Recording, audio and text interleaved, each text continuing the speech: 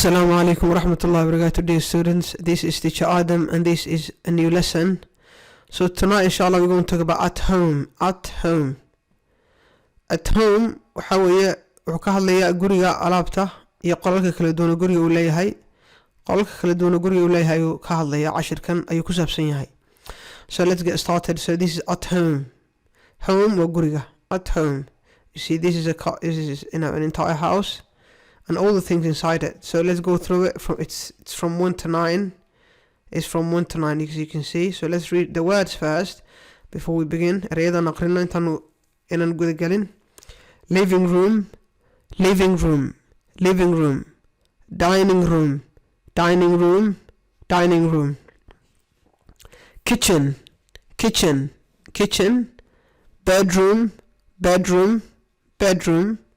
Bathroom, bathroom, bathroom. Attic, attic, attic.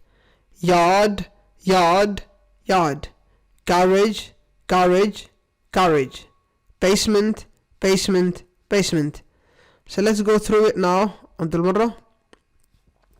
As you can see this place, this is a living room. This is a living room.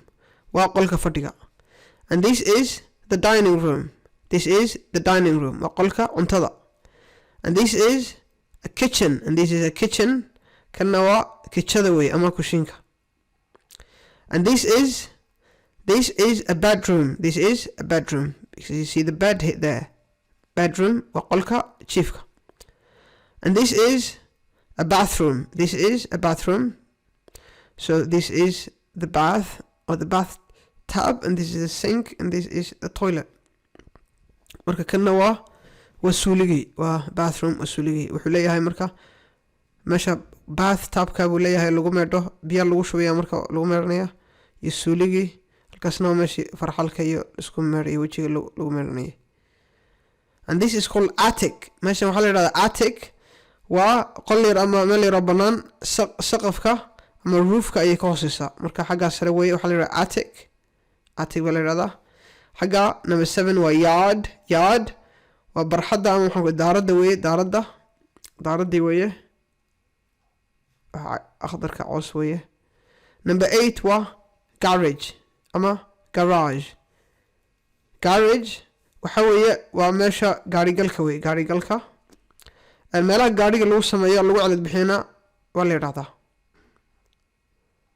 And then meesha waa qol ama meel banaano guriga ka hooseysa way dhulka ku hoos jirta waxa la yiraahdaa basement. So let's go through it again عند المرة. This is a living room, and this is a dining room, and this is a kitchen, and this is a bedroom, and this is a bathroom, and this is an attic or attic. This is yard.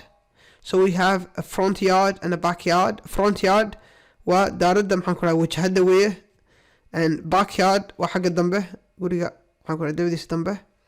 And this is a garage, and this is a basement.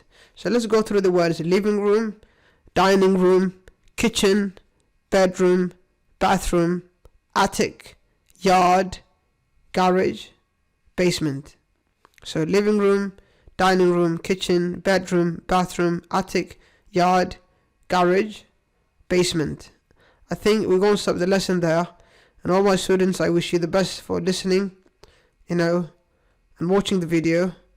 Until we meet next time, I leave you with Assalamu alaikum wa rahmatullahi wa barakatuh.